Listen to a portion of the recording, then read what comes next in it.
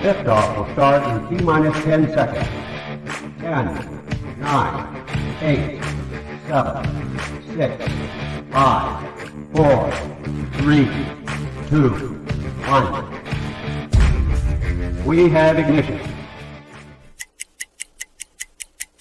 It's time! 17 seconds from Game 7 or from championship number 6.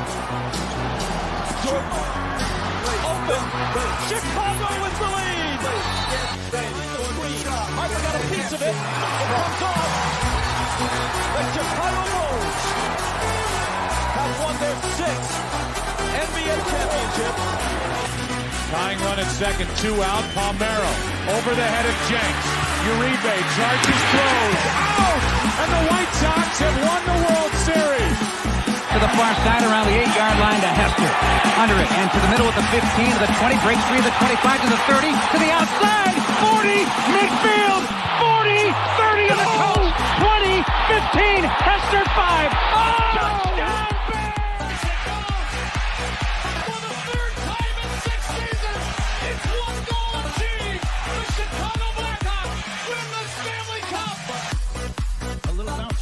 Toward Bryant. He will glove it in front of Rizzo. It's in time. And the Chicago Cubs win the World Series.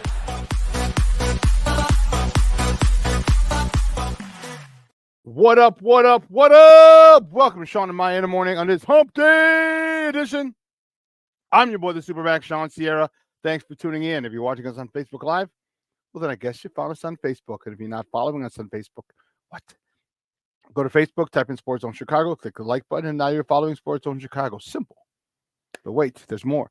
Go to the show's page. Go to Shawn and Maya in the morning as well. Like that page, so not only will you be following Sports Zone Chicago, but you'll be following Shawn and Maya in the morning as well. If you're following us on our YouTube channel, excellent! And if you're not subscribed to our YouTube channel, for real, come on, man. Go to YouTube, type in Sports Zone Chicago, click the subscribe button. It's free, so don't worry about it. $3.99. It's always good. All right. So click the subscribe button, but also click the notification button. That's the little bell next to it. And that'll let you know anytime a show from Sports Zone Chicago is going live. You get it? You got it? Good. Now, if you're watching us on our mobile app, I like that kind of party, baby. Listen, if you don't know we had a mobile app, come on now. What is wrong with you? What your problem is? Listen, wherever you get your ass from, and it doesn't matter. It doesn't really matter where you get them from. Just go there. Type in Sports Zone Chicago. All right, download it. Take us with you on the go. So not only do you get Shawn and Maya in the morning 3 days a week, not only do you get our other live shows throughout the week, and not only are they archived there like they are on Facebook and YouTube, but I'll tell you what, we give you a slew, and I mean a slew of articles, thanks to my man Clarence, Council III. Big up to Clarence for keeping you abreast of all articles, Chicago sports related. Now, if you're watching this on a Roku channel, yay, I like that kind of party, baby. If you don't know, you better ask somebody. Sports Zone Chicago, we have our own Roku channel. All right, so if you have a Roku television in the house, do us a favor. Download Sports Zone Chicago's channel. Okay? Download it right to your television. Put it there next to Netflix, Hulu, HBO Max. Hope they don't have a blackout again. I'm sorry, never mind. Prime Video, Hulu, Disney Plus, Paramount Plus, Stars. Oh, man, Stars is... Power Book 2 is supposed to be coming up in 2 weeks. Woo! Final season. Anyway, I digress. Put us there on the big screen. Put us there on the big screen. Hell, watch us on the big screen because we're on a big screen, right, Mickey? Mickey, now. You can also tweet the show. Tweet us at Sports Zone Shy. That's CHI at Sports Zone Shy. Now, if you want to follow me, just me personally online. You want to know what I did? Well, let me tell you what I did. I made it nice and easy for you folks. Nice and easy. One handle for Facebook, Twitter, Instagram, Snapchat, and TikTok. All one handle at the Shawn Sierra. If you want to follow my lovely co-host, Maya Akai, you can follow her on Facebook and Twitter and at the Sports Chica. If you want to follow her on Instagram, follow her Maya_Kai. It's MAYA_AKAI. Man, we have a great show for you, but I need you to get interactive with us. So whatever platform you're watching us on, whether it's Facebook, YouTube, or mobile app, leave a question or comment on that platform. It'll come up in a thread. We'll put it up on the show, on the screen, incorporate it into the show. And that, my people, is what makes this the best morning Chicago sports show around. And that's you. All right. So keep them coming, baby. Questions, comments, smart ass remarks, because ain't nobody scared over here. Like The Rock said, don't sing it, just bring it. And let's see. My goodness, the chat is jumping. Bruja got in early this morning. Good morning, sir. Thank you very much. Bear the freak down. Cornelius Squall's in the Mickey Ficky house. What's up? What up? What up? What up, sports zoners? Cornelius Squalls. Lavette Lee is in the house. Good morning, Mama. Thank you for tuning in. I appreciate it. Thank you very much. And my man Armando Emeterio Jr. My man Junior's in the house. What's up, Papa? Thank you so much. Oh, orale. Jay Grizz is in the house. Jay Grizz. Good morning. Mi gente. All my peoples in the struggle. Yes. Patty Lara in the house. Good morning, Patty. Thank you for tuning in. I appreciate it. And that's what I'm talking about.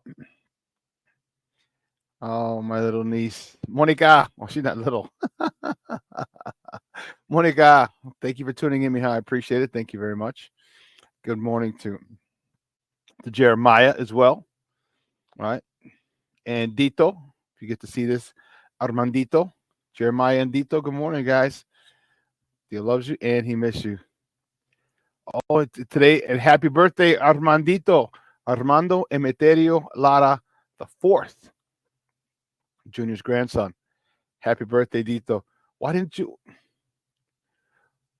tell me? I could have got it. All right. I guess you're telling me now. All right. I'll call you guys after the show. I gotta know when you're gonna see him, when he's gonna come by the crib, because I gotta be there. All right.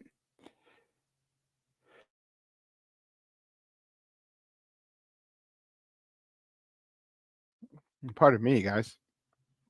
Pardon me. So Armandito's fourth birthday. That is awesome.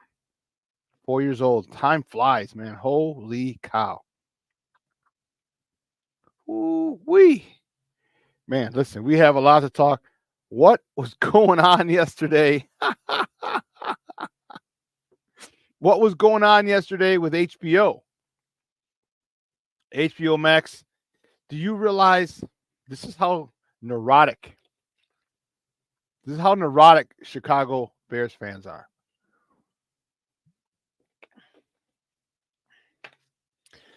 People were losing their freaking minds yesterday when Hard Knocks was delayed. Losing their freaking minds. Whoopsies. Dropped my water bottle.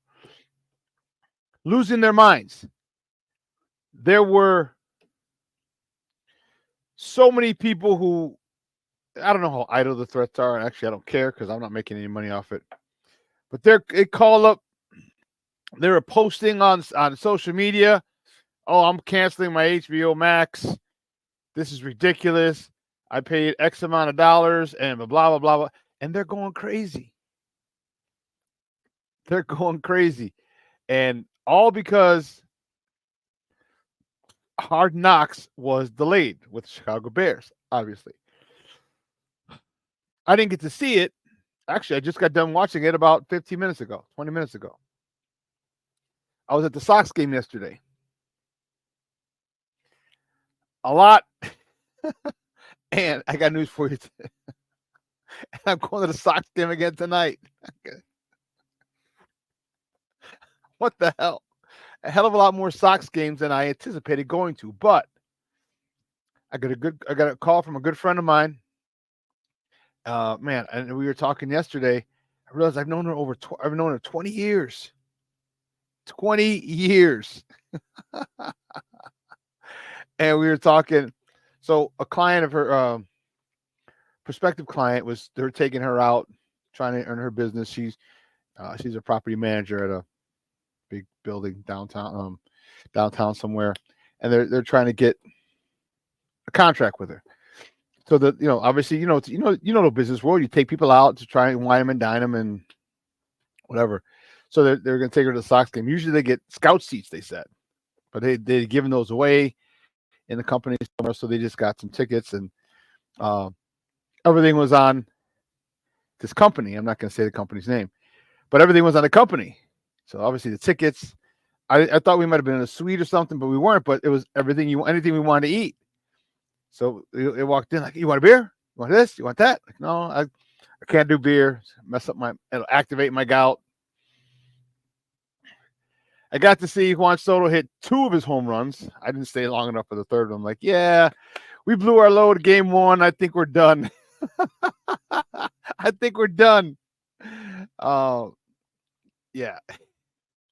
So it was great. So I saw my friend I hadn't seen in, wow. It's 3 years. I haven't seen her since my 50th. Yeah. So great day yesterday. Get to hang out with my friend that I haven't seen and I've known for almost 20 years. 19 years we've known each other. We calculated it out yesterday. 19 years. And I hadn't seen her in 3. And her son got so tall. We got picked up. Long story short. But yeah, I was at the Sox game yesterday, so I didn't get to see. And I didn't hear about the glitch on HBO Max until I was on the train ride home.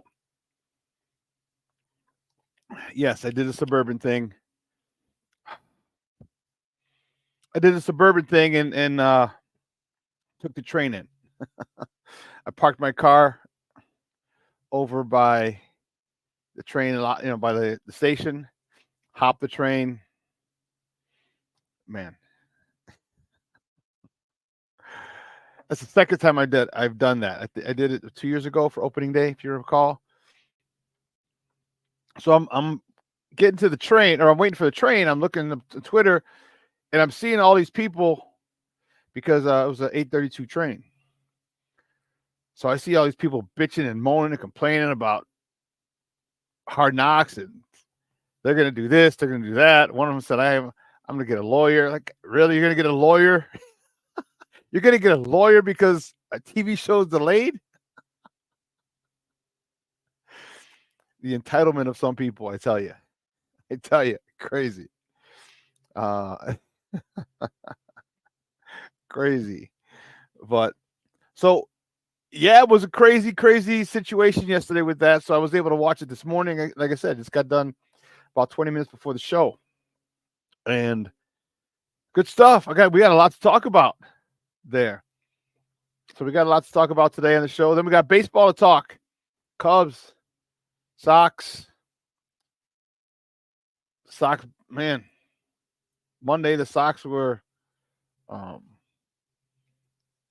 I don't know who that was disguised as my White Sox. My question is, how long are you going to stay here? Because that team, that was nutso. That was crazy what they did to the Yankees. And the Yankees felt it, and they came back yesterday and got us. We'll talk about that today. And the Cubs, we have a lot of Cubs to talk. The Cubs back in the land. First time they've been there since 2016 when they won the World Series. The Cubs were trying to, they're out trying to make it to the playoffs. All right, they decided to lollygag most of the year, and then after the All-Star game, they said, "Hey, let's turn it on." Well, will they fall short like they did last year, one game? And after their first couple of games in the land, yeah, it looks like they might fall short again. We'll talk about that. And the Sky, we got Sky to talk. The Sky is back, baby. They are back. Hiatus is over. The All-Star game, the All-Star breaks, All-Star/Olympic break is over. Sky get to resume their season now. And I'm looking forward to seeing Caitlin Clark. I'm really looking forward to seeing Angel Reese and Camila Cardoso. Okay. For a couple of reasons. One, they haven't stopped playing. All right, they have not stopped playing. They've since November. I mean, you're going on literally.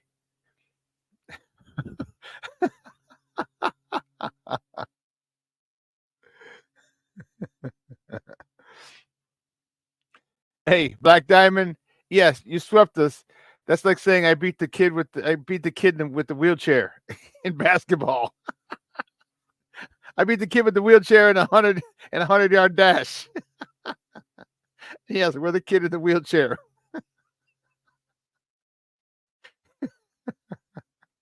Not a big accomplishment, Black Diamond. Not a big accomplishment. I think you would agree with that. You did sweep us. But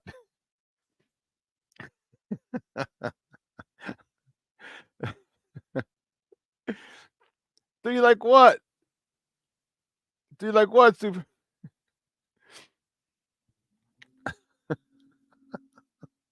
What do you mean? I'm gonna do you like that, Papa? What are you talking about? King of Book of Worlds in the house. Good morning, Papa. And Black Diamond's in the house talking ish. That's what I'm talking about.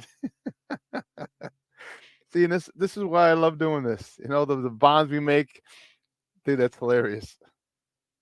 The shit we get to talk to each other. And that's what makes sports so fun. You know, the Cubs are, for a second, the Cubs are we'll talk shit to the Cub fans. They'll talk shit back. And then we're like, yeah, but we do really suck. And they're like, yeah, you do. And we just roll with it. All right. Some people take it too far. But that's what people miss the most. See, if you've never played sports, let me tell you. Yes, I miss the touchdowns. I miss the blocks. I miss the the actual play. The actual play on the field. I miss it. All right. I think Junior would corroborate my story. I miss that. All right. The way Junior would block for me, the way my other linemen would block for me. My fullbacks, Tony Bell with the Chargers and Mark Micah with the Thunder. They did. Good morning. And I did my verbal exercises before the show today as well. And Tony Bell with the Chargers, Mark Micah with the Thunder. It's those times I miss the game a lot, but I miss hanging with the guys. I miss getting to practice and watch it. Just getting there and so you catch a conversation, you jump in the conversation right away. All right, that conversation will go into practice. Then after practice, we're talking ish. The parties after, That's right. That's right. UNITY. That was Big Ike. And I miss that. And it's so there's nothing like it. Because then we get lives. I mean, even guys who are married with kids, like that was the time they got away from the wife and kids. That was the time, and not that they didn't like their wife and kids. I mean, well, I can't speak for everybody. So what I'm saying is like you're able to be you again. You didn't have to be dad. You didn't have to be husband. You know what I mean? You got to be you, and you got to hang with your people. With guys. With guys. Guys love hanging out with guys. You know what I mean? We love hanging out with guys. And that's the part that I miss the most. With the Chargers, we'd go party at other brothers. And like the things that we have and what they're showing on Hard Knocks, which is pretty cool, is like you're starting to see some of those bonds. All right. Like you saw Keenan Allen and Jalen Johnson talking shit to each other, but in good fun. Like, it wasn't malicious, but because they understand iron sharpens iron. They understand that if I'm busting my ass making you look bad, guess what? You're doing the same for me. We're gonna be better when we're facing teams that don't know our tendencies. You know, I mean, we'd go to other brothers. With Nick, Paul's brother, younger brother, was like 16. Got him in there, so he was hanging out in bars. I was a quarterback, and we always would play "Pour Some Sugar on Me." That was the first song we played every single time we went into other brothers. And if you remember the CD things, the boxes, the jukeboxes, there were CDs, and you had to look through, and they had 1 through 99, or 100, 0, 00 through 99. And Def Leppard was the 99th album, the last one, and the first song was "Pour Some Sugar on Me." So you had to punch in 9901. So to this day, all right, Paul stopped playing football in 2001. All right, when he enlisted in the Army after the attacks. We will still, to this day, whenever we hear that song, so it's me, so it's Paul, his sister Jen, his brother Nick, and me are on a text thread. Doesn't matter. I'll get a call 1 o'clock I'll get a text at 1 o'clock in the morning from that thread. It'll say 9901 bitches. And it means that song. So one of us is hearing that song someplace. Those are the crazy, crazy things that we miss about football or sports, if you've ever played sports and been on a championship team. All right. Stuff like that still goes on. That was 2000. I told you, Paul, we won a national championship in 1999. So that's 25 years ago. Okay. Crazy. We need a party for that one. We got to talk to Cola. Anyway, still 25 years later, we're still texting each other stupid shit like that because of the close bond we had. And that's why teams are good. That's why I have a lot of confidence and faith in the Chicago Bears team, because you see the actual care that they have for each other. You know, when Coach Quinn and Coach Schaller, God rest both of their souls, as Coach Schaller just passed last week, he talked about loving your teammates. And we didn't get it at first. I mean, that was the mid 80s. We're like, what are you talking about, Coach? As we got older, and as I moved to high school, and we were really good at my senior year, like, we loved to hang out together. And then I got to college, and my first 3 years in college, we went 30 wins, 2 losses, and 1 tie. And then my other teams, we all hung out, and we actually loved each other, and it was crazy. And I'm starting to see that with this Bears team a lot. You know, I'm starting to see it, and they're talking, and you know, it was really great how Keenan Allen's like, one of the beat writers posed a question about, you know, Jalen Johnson giving him, you know, problems. He's like, yeah, he goes, something's going wrong. He goes, you know, every time he goes, these guys go, but I'll get him tomorrow. And he did. He caught a nice touchdown pass over him. But that's the type of mentality that breeds champions. You go hard at each other in practice. It doesn't matter. All right, you go hard, and that's the thing that makes players great, because you know, if you, especially if you believe you're one of the best players, and I always thought I was one of the best. I always felt I was the best running back in any league I ever played in. Okay, I always felt that. Didn't matter who was in there. You know, Derek Walker would beg to differ. Pernell Moore would beg to differ. But I always thought I was the best running back in the league. Okay.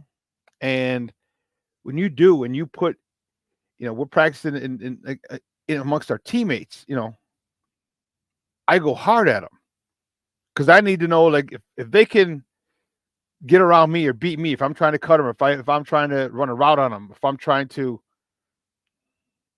score on, whatever the situation, if I get the best of them and they come back at me and get the best of me, I am more than confident they'll be able to get the best of anybody else. That's the thing that I miss. And that's the thing that seeing with this Bears team is they truly enjoy hanging out with each other, being teammates. And that's a great sign. That's a great sign. You know? Jay, what's up, Papa? One of my teammates was a groomsman at my wedding. Chemistry, morale, something is not given enough credit in sports. You're damn right. You're damn right. I was the best. Let me just say this. I was the best man in both of my fullbacks' weddings. Tony Bell, I was the best man in his wedding, and Mark Micah. A couple of years ago, I was the best man in his wedding. Those bonds, and I would not have been named. I was named MVP with the Chargers in '99. All right, behind Tony, and I was named MVP in 2006 with the Thunder, the league MVP behind Mark. There's no way on God's green earth I'm even close. I'm even in the conversation of being an MVP without those two. All right, we had a great offensive line, both teams. Okay, but Tony and Mark are literally my personal protectors. And this is what and hell, I had steak dinner with Mark for our birthdays a couple weeks ago. Okay, that's the bond. And Jason, you get it, you know it, and obviously Junior and Cornelius here. You're saying that's the beauty of team sports, that you always have that bond, always. And I'm telling you, I'm watching this Bears team, and this is different. This is different. All right. And I like it. I like it a lot, to borrow a phrase from, Dumb and Dumber. I like it a lot. What I'm seeing is the genuine care for each other. And again, you might not, if you've never played sports, and especially if you've never been on a championship team.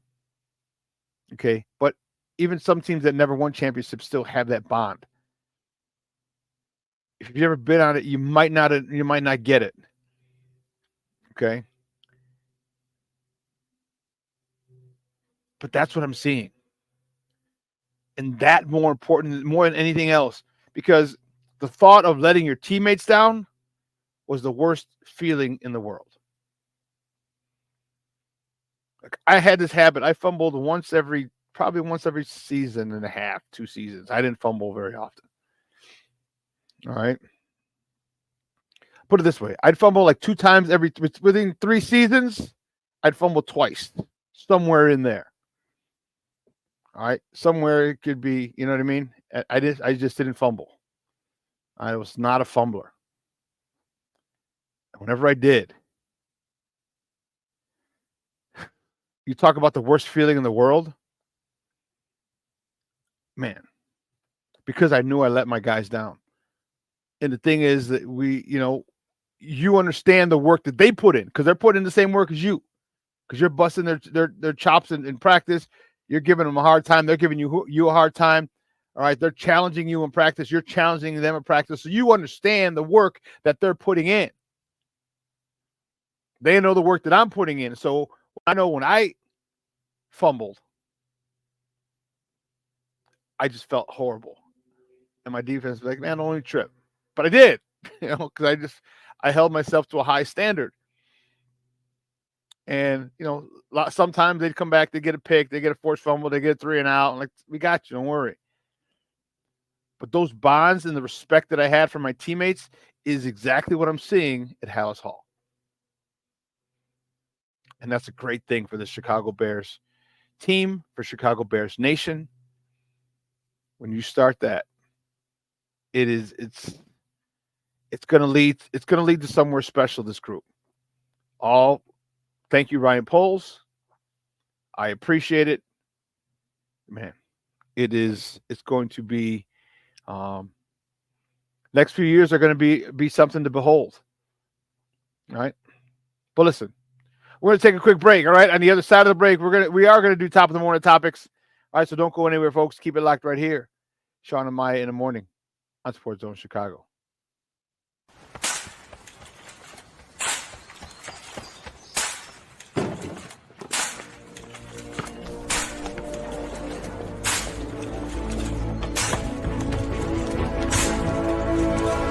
Move it!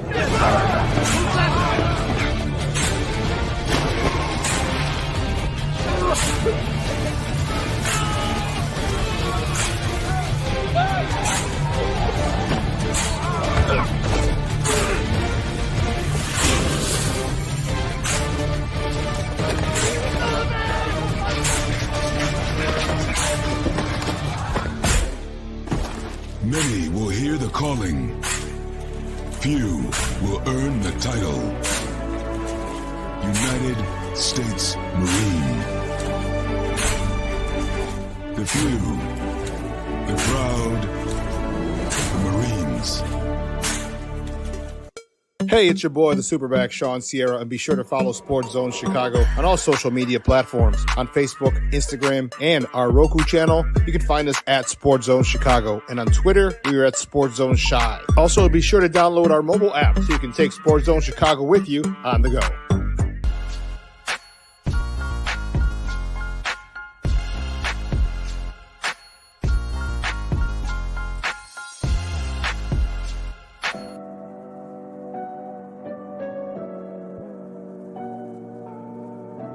How do you take care of your mind health?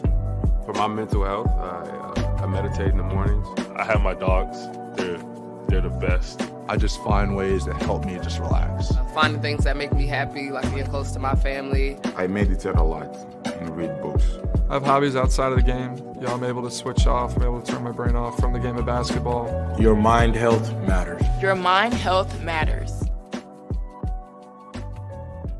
We are looking for a few heroes, mentors, trailblazers, innovators, a passion to change lives, spark curiosity, open hearts, and awaken minds, help students answer the question, who am I? This could be your calling, but this is no job. It's the journey of a lifetime. Be a hero. Be a teacher. Mental health and learning disorders don't discriminate. 17 million children and adolescents in the United States live with disorders like anxiety, depression, ADHD, and dyslexia. Less than half get the help they need to thrive. Help the Child Mind Institute change these children's lives. Visit childmind.org.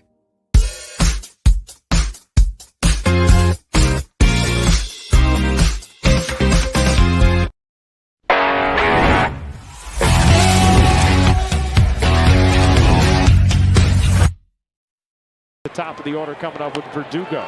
Tapper to the right side. Cannon is there to cover. And he gets himself out. 3-2 coming. Called strike three. Outside corner fastball. Frazier Ellard. Switch hitter batting right. That curveball hung up there. And Baldwin delivering it out to left field. He's going to dig for two. And he'll get there without a throw. Good way to start off right now for Robert. Hits this one hard. And it gets down in front of Judge. They're going to wave in jokes. He will score.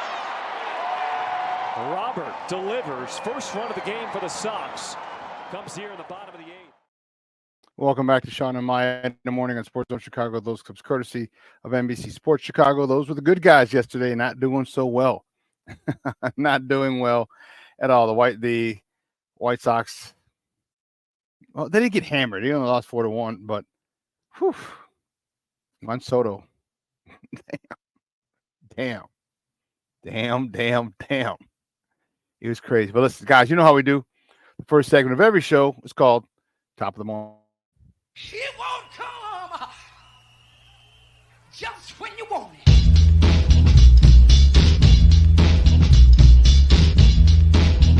Top of the morning to you.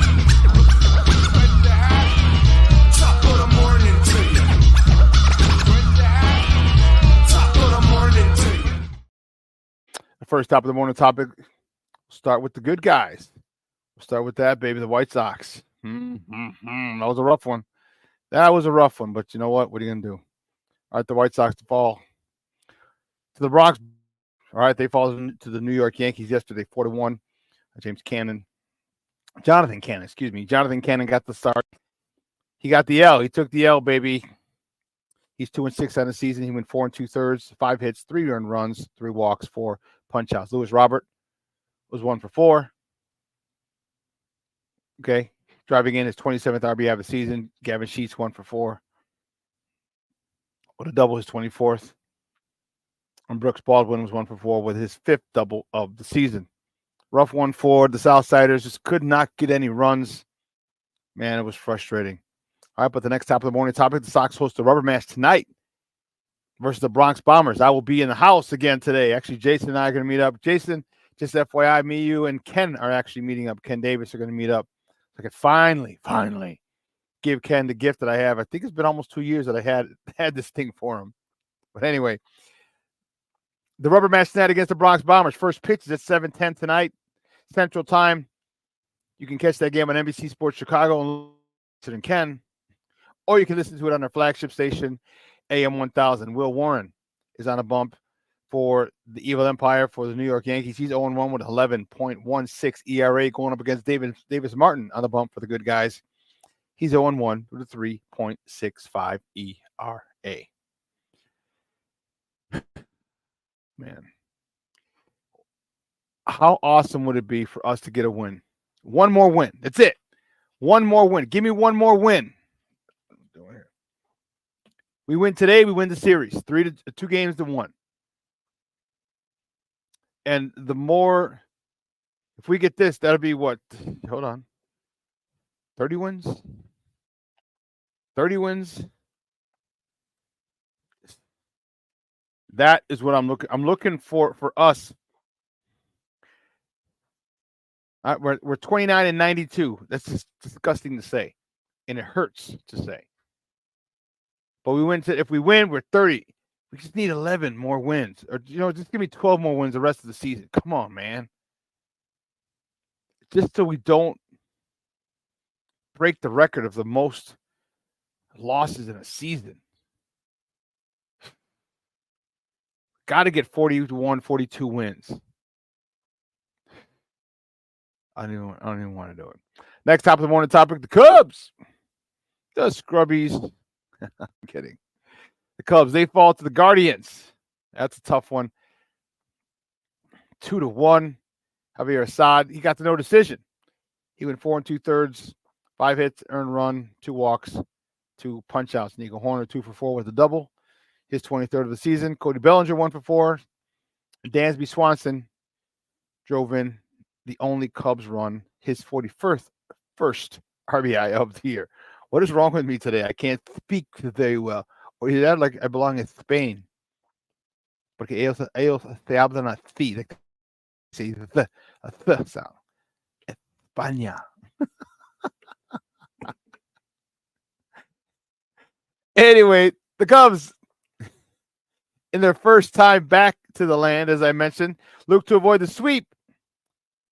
All right, first pitch tonight is 5:40 Central Time. You can catch that game on the Marquee Network or listen to it on their flagship 670 AM. Jameson Tyone is on a bump for the Cubs. He's 8-6 with a 3.50 ERA, going up against Alex Cobb, taking a hill for the Guardians, who's 0-1 with a 7.81 ERA. Here's a good chance for the Cubs to get off the schneid. All right? It's a good chance for them. They need it. If you want to get back in a playoff hunt, you can't be getting swept. You can't be losing. You can't lose series anymore. It's period. End of story. You can't lose a series. All right. The Cubs are 4.5 out of the last wild card spot. There's 1, 2, 3, 4 teams they have to jump. But they can still do it. Cincinnati's ahead of them at 4. Cincinnati's 4 games back. St. Louis is 3 games back. San Francisco's 2.5 games back, and the Mets are 1.5 game back. So they need to jump all those teams, and they can't afford to keep losing games like this. They just can't, because that'll end their bid quickly. Oh, snap. King Booker 39. No, we need 41. 41. Plank is in the house. Good morning, buddy. I appreciate the love and support, Papa. Thank you for tuning in. Thank you very much. Let's see. Where are we going? Where are we going? Oh, did I do that one already? I did say to try to avoid the sweep. Well, the next top of the morning topic, the Sky. Ooh, Charlie, the Sky are back in action tomorrow. All right, they host the Phoenix Mercury. That game is at Wintrust Arena. You can catch that game on the Marquee, or I should say, tip-off tomorrow is at 7 p.m. All right, and that you can catch on the Marquee Network. I should have put that up there. We'll do that right now. Yeah, so it's good. You know, they had that time off for the All-Star game and the Olympics. Now it's time to get back to work. Okay, now it's time to get back to work. This is actually one of the best things that could have happened for our girls. Where's it? Here it is. All right. One of the best things. Right now we're 10-14. We're not very good. However, the one thing that I'm excited about is the fact that they had rest. Okay? Our two stars are well rested. And I know Angel Reese was out there a little bit and doing her thing, and it's cool. Camila Cardoso. All right. We're talking about girls who played deep into the NCAA playoffs in March. Then within 2 weeks, they had the draft. 2 weeks after that, they were in camp, and their season started. So they're working on no rest from September. We're going almost on a year of basketball. And they got a 2-week hiatus. And I think that is awesome. You know, I think that's going to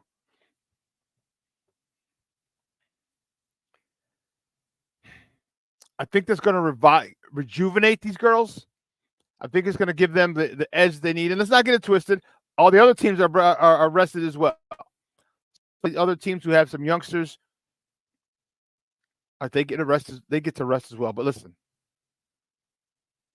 with the dynamic duo of Angel Reese and Camila Cardoso, I like that.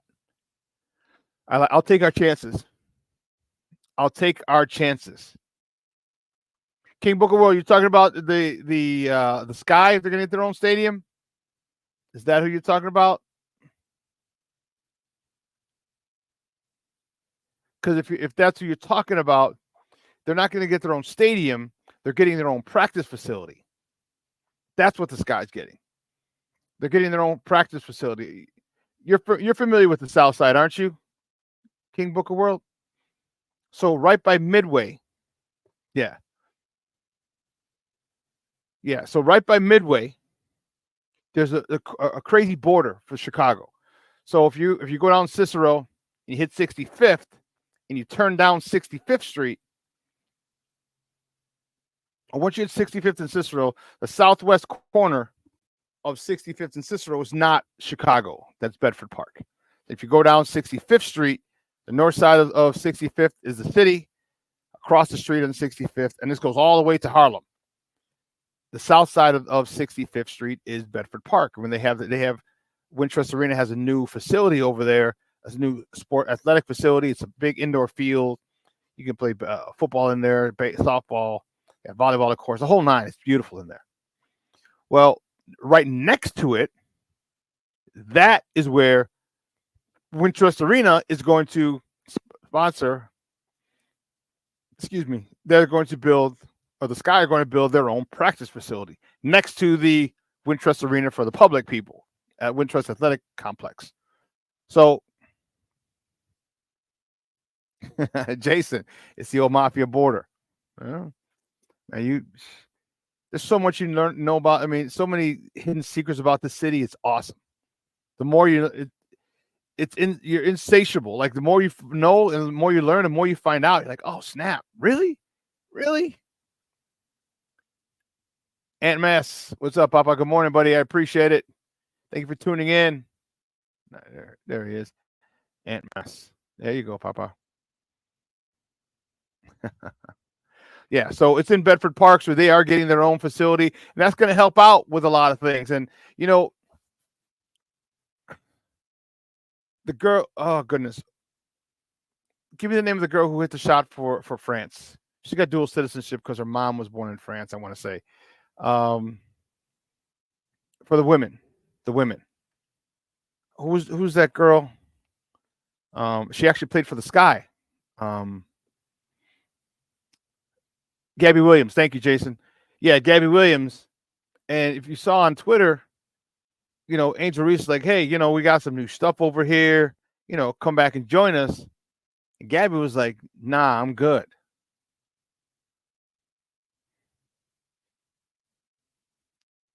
Nah, I'm good.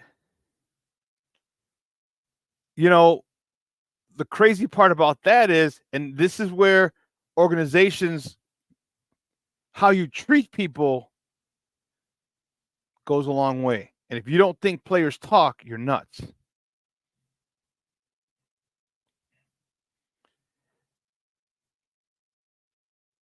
The Sky organization apparently has a bad rep. And part of it was James Wade.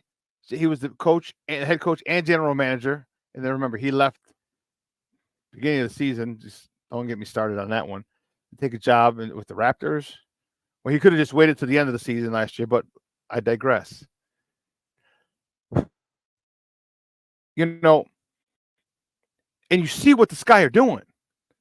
It's not like Gabby doesn't see that they drafted Angel Reese. It's not like they drafted Camila Cardoso. Not like she doesn't see they hired Teresa Witherspoon. They got a new GM. It's not like she doesn't know this, but for whatever reason, she's like, nah, I don't want to go back to the Sky. Sky has some work to do. Okay, they made a big dent in repairing their reputation by announcing the building. Let me get shovels in the dirt first. But it's supposed to be started this fall. So within a month or two, it's supposed to start. Literally shovels in the dirt. Chicago's the third largest market in the country. Okay. And the fact that they did not have, well, one, they're not sponsored by the Bulls, which kind of, but it's Reinsdorf, so I don't even want to go there. That's a whole nother show in itself. All right, because a lot of the other teams are sponsored or partnered with their NBA team, the city that they're in. We're not. The Sky are not. But to not have a practice facility, for them to go to what was the old the Berto Center. It's where the Bulls used to practice up in Lake Forest. No, Deerfield. Okay.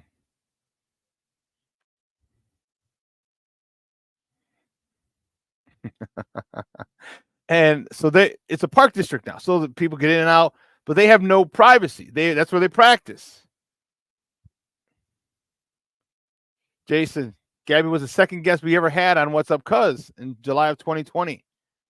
The Sky's reputation is earned, is all I will say. Dude, that's great stuff, Jay. Great stuff. So now the Sky yeah, Junior, you're right. Sky has a lot of work to do, and they're doing a good job. But it's tough. I'm not saying it's easy. It's tough. All right? It's tough. And they're taking a huge step with building their facility. Because that's why Kalia Copper left. Like, we got no place to stay. Like, we got to share a park district with people. We're the WNBA champs, and we got to share a park district of people. Like, we can't even leave our shit here. We got to bring it in a bag, and then we don't have our own. The training room's not ours. Like, there's no privacy for them. These are professional athletes. That's why Kalia Copper left.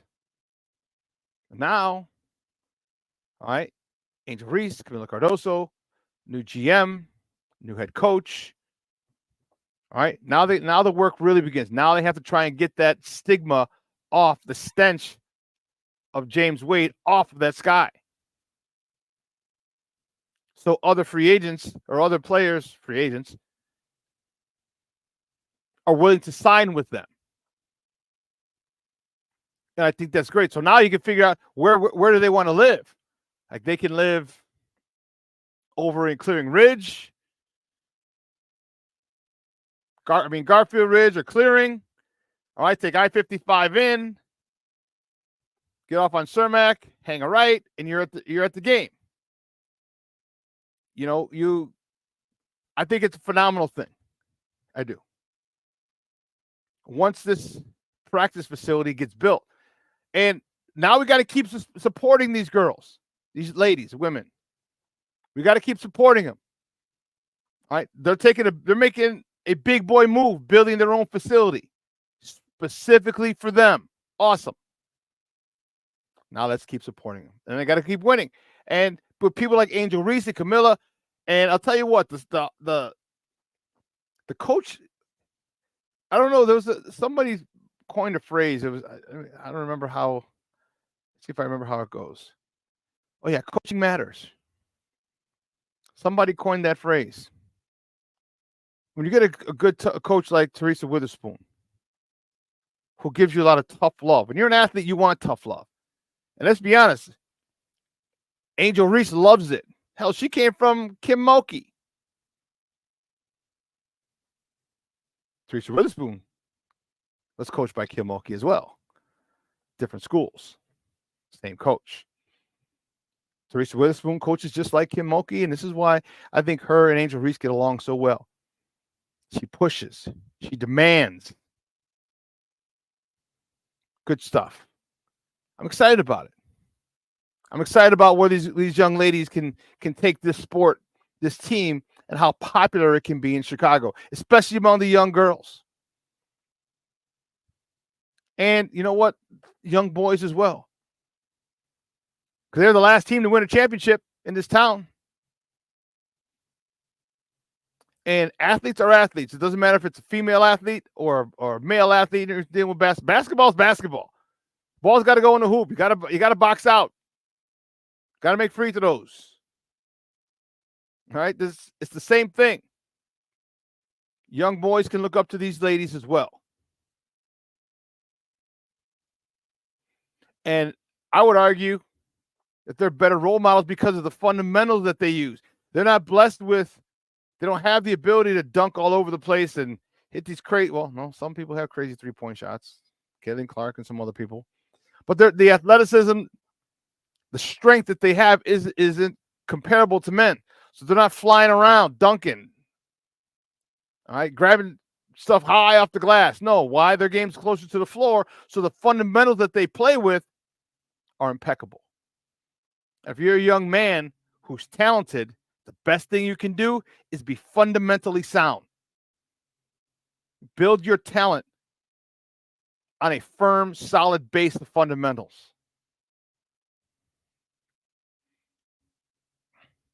Anyway, I'll get off my soapbox. Oh, man. The Bears, baby. The Bears will host their only preseason game this year on Saturday versus the Bengals. Kickoff is at high noon. You can catch that game on Fox 32 or listen to it on their flagship AM 1000. That's ESPN 1000. Another really cool thing about that is this, that the Bears will host a joint practice with Cincinnati today at Hallis Hall. They're going to get into it, baby. Fresh meat. And that is, Let me tell you something. In the words of the poet laureate Fire Marshal Bill, let me tell you something. There's nothing. And it's not like this is their first game. So they've had the Hall of Fame game in Buffalo. But there's nothing like hitting another body, another person. Tired of going against the same people in practice, same guys on your team day in, day out. You know their weaknesses, they know yours. You know their strengths, they know yours. They know how to take advantage of you. You know how to take advantage of them. I like the fact that you go and you get another team of fresh meat, and you can do some things. You can work on some things. You know, the spin move that doesn't work with our guy because he knows it. This guy might not recognize it quickly or as quickly. All right. Looking forward to that. I'm wondering how much Caleb and the starters are going to play. I would hope they play at least a half. I don't think they're going to play a lot in the final preseason game. I think that's for the bottom of the roster guys, maybe like the last 10 or 12 players trying to make the squad. Because don't forget, once cuts made, there'll be people signing other people from those cuts. So, but I digress. Joint practice with Cincy today should be good. Should be really, really good. And what we started off, the last top of the morning topic, we started this whole thing off with, Hard Knocks was delayed yesterday about an hour. The Chicagoans were livid. Oh, my goodness. You know, people were getting crazy.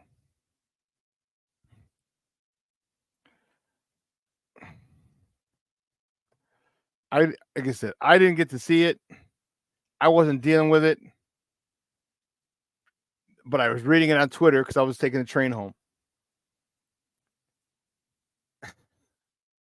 People threatening to cancel the subscription. But you're going to cancel it anyway. After Hard Knocks, after the Bears, you're going to cancel it anyway. That's what I'm doing. That's what I'm doing. Canceling that shit anyway. It's the only thing I watch on HBO Max or Max.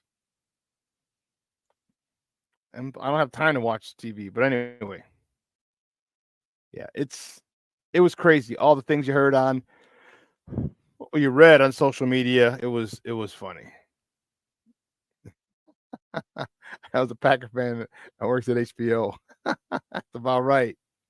That's about right. Because they know what's coming this year. They know. They ain't stupid. They know. Hey, well, listen. Let's take a quick break. On the break, I got a good friend of the program. Good buddy's going to join me. We're going to talk about Hard Knocks. We're going to talk about the Bears. All right? Get your questions. Get your comments ready. All right? Line up your questions in the chat. We'll go through some of those and with my guest. And you've seen him. Maybe you haven't seen him, but you've watched it. All right? So I'm looking forward to it. It's going to be a good conversation as we talk about this second final, semifinal preseason game for the Bears. Their only home preseason game, because next week they go to the Red Kingdom down in Kansas City. All right. So listen, keep it locked right here. Shawn and Maya in the morning on Sports Zone Chicago. Hey, it's your boy, the SuperBack, Shawn Sierra, and be sure to follow Sports Zone Chicago on all social media platforms, on Facebook, Instagram, and our Roku channel. You can find us at Sports Zone Chicago, and on Twitter, we are at Sports Zone Shy. Also, be sure to download our mobile app so you can take Sports Zone Chicago with you on the go. Time out. How are you feeling right now? Happy? Excited? Angry? Overwhelmed? One of the best things you can do for your mind health is to name what you're feeling. It can sharpen your awareness and help you talk about your feelings with someone you trust. Here are 3 questions to ask yourself. Where are your thoughts right now? In the past, the present, the future? Do you notice any sensations in your body? Is your heart beating fast? Is there a flutter in your stomach? Or are you fully relaxed? What do you need right now? time with others, time to yourself. Remember, there's power in this awareness. So find ways to identify what you're feeling today.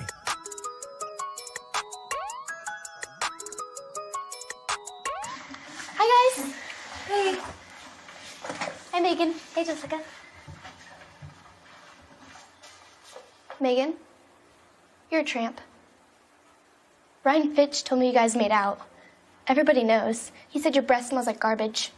And he almost puked. He says you're the most desperate girl he knows, besides your mom. How many boyfriends does she have anyway? Lots? Your makeup makes you look like a clown. That zit is huge, zit face. Ugly.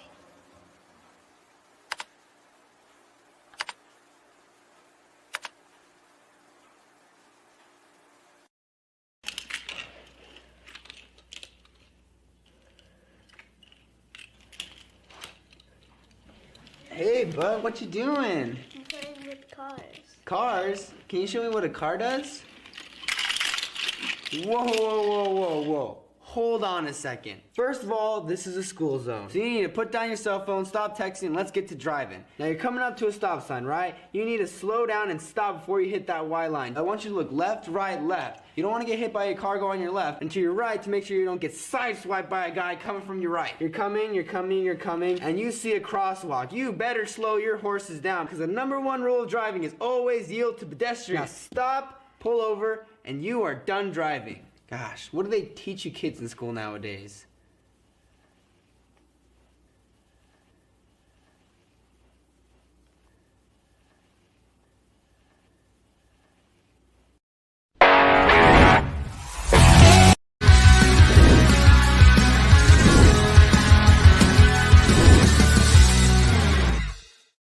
Ed Oliver out of the blue medical tent on the Buffaloes sideline. He'll stay there for this 1st down and 10 play. Pressure coming. Williams flicks one and completes it to Swift into Buffalo territory. And he's tripped up around the 20-yard line. And his kick is good. Less contact than he did throwing the football. Pitches to Herbert, running left, turns the corner, and another Chicago 1st down. On the Bills Wall of Fame, Steve Tasker. Williams, play action, fakes it. Smoot doesn't buy the fake this time, but Williams connects. What a throw by Caleb Williams. Play clock at 1. Williams takes the snap out of the shotgun, steps up, he's going to run it. Williams off to the races. 1st down and more. And as he learned. Welcome back to Shawn and Maya in the morning on Sports Zone Chicago. Those clips courtesy of Fox. That was Bears. Orchard Park. Fired up about it. Let me tell you, I was fired up. I was fired up, baby. Football's back. Football is back. And let me tell you something. We're all better for it now. Trust me. Trust me. My guest today, I'm excited to have him on. It's a good friend of the program. Good friend of the program. You can catch me on his show throughout the week as well. You can follow him. You know what? Let me double check because I literally just hey bro, I literally just went at it.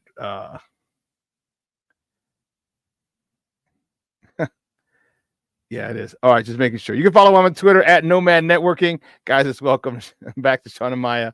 Nomad. Nomad, what's up, Papa? How are you? I'm not feeling all that good today, man. I tried some of that hot dog flavored ice cream yesterday, man, and that's just the ice cream museum needs to happen to somebody who's managing that place. That's just terrible, man. Hot dog flavored ice cream, man. Really? Come on, man. We're getting a little crazy, Chicago, man. We love our hot dogs and all that, but the ice cream, man, we got to stay out of there. Dude, I saw that on Hard Knocks, and I'm like, I'm not trying that.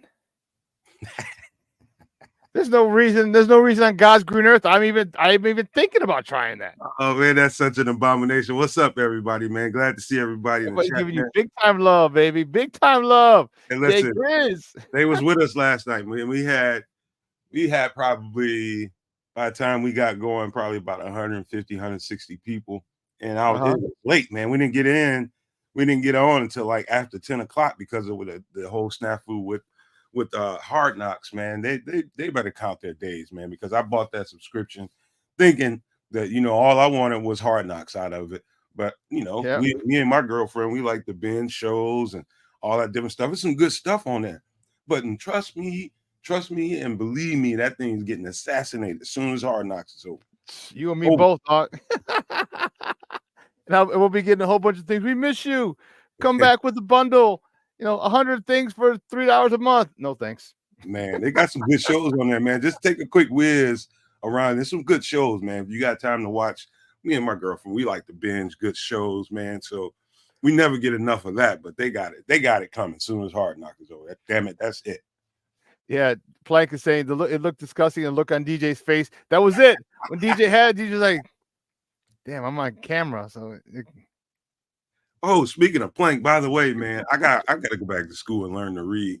So Plank reached out to me and said, hey, get better, Plank, because Plank got a bad case of COVID and he's been down for about a week or so. Oh, damn. And, he reached out to me, and I thought he was offering tickets to the Cincinnati game Saturday.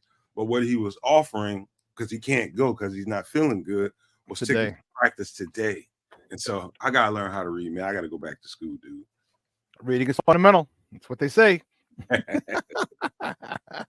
What's going on, though, man? So, man, talk about this, you know, again, one of the things that I did not like, I'm not a big fan of on Hard Knocks, but I get it. I understand is that they're constantly showing Caleb talking to Eberflus. That's annoying to me. Eberflus is not developing Caleb. I don't need to see that conversation. I could give a rat's ass about that conversation. Excuse me. I give a rat's ass about his relationship with Shane Waldron. I need Shane Waldron coming up, and I need to see him and Shane Waldron talking. Shane correcting Caleb. I don't need to see that. Your thoughts on them always showing Caleb and Coach Eberflus, Caleb and Coach Eberflus, Coach Eberflus and Caleb. Your thoughts? Well, it's funny, man, because we had a show, I think sometime last week, and I was talking about that.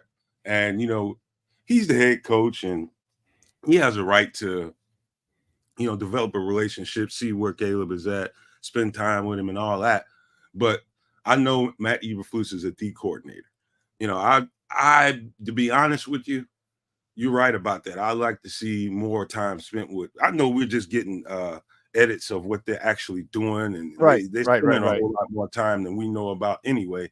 But I'm of the mind that like leave that alone, coach. Let the offensive coordinator keep his hands on him and let him be the loudest voice that he hears. You know, I know you're a head coach, but yeah, I don't. It's not bothering me, but I would like to see more of how, you know, but maybe they want to keep that a little bit secret. You know what I mean? Some of the conversations with him and, you know, what he's doing fundamentally to keep Caleb where he needs to be. Maybe they don't want all of that in it. Maybe they're having something to say about that. Let if you're going to talk about Caleb and a coach, you want to put some of that in. Let's have these conversations with me and him in there. I'm imagining that Coach Flus has and the front office has a say in, you know, what's coming out. Yeah. And that's a good point. That's a good point. But just make it. It just seems like, I mean, pardon the landscapers as they go right by my building, by my window. No, that's a good point. That's a good point. But what I was talking about, and reiterate or give me your thoughts on it, and I have an idea of where they're going to be. But I talked about one of the things that I'm seeing on this edition of Hard Knocks.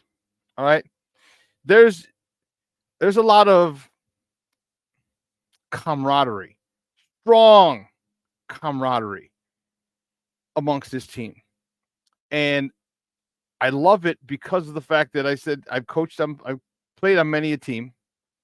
I've coached many a team, and I've played on many championship teams, and I've coached championship teams. And the one thing that I'm seeing is the way that these guys actually like hanging out together. You guys actually love being teammates. They actually they love each other. And the way that Jalen Johnson and Keenan Allen are going at it in practice, and then coming up like, damn dog, you got me. All right, I get you. Don't worry, because you can't push. All those things are what makes are what make championship teams championship, is because of the fact that they actually care about each other. Talk about that, because I felt it, and I'm kind of thinking you might have experienced similar situations. Man, it's a whole lot of nostalgia when I see this stuff. Yes, yeah. It's a whole lot of, man, Shawn, there's so much nostalgia. It's like I'm getting feelings coming over me thinking about how it was, last time I was in an environment like that. But you got to give the credit to the coach, man. I've been saying this for as long as a couple of years. Even when I was back at the bar room, I'm noticing that kind of thing.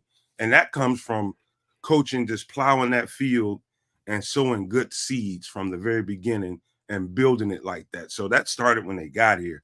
We're just now seeing the flowers of it. They've been taking care of the land. They've been taking care of the plants, and you can see the growth. That's a whole bunch of effort and emphasis being put on that when those guys got here. Now we're just now seeing, thank God for Hard Knocks this year, because you can see why that is. To me, it's pretty apparent. You hear Flus talking about that all the time. You hear Poles get up at the podium, and they talk about this stuff all the time. The way these guys are bonding together, doing team bonding exercises. That kind of stuff pays dividends later on. And you're starting to see the results of it. I just get all kinds of giddy because I know what can come of that. The strength that they have together and how they care about each other is just going to emphasize how much they play for each other. And so I'm telling you, there's some greatness to that. There's some greatness that comes out of that. And that's the kind of stuff that I think if Bears fans really, really pay close attention to, that's the kind of shit you get excited about. Excuse my language, but that's what you get excited about, knowing how tightly wound these guys are and the talent level to match the intensity of the bonds. And so you got both of those things going together. You got some good coaching, some really good coaching going on. I'm really excited about Eric Washington and what he's bringing to the table. I'm telling you, I see nothing but really good, possibly greatness coming out of this, man. Seriously, I do. I'm not just blowing smoke.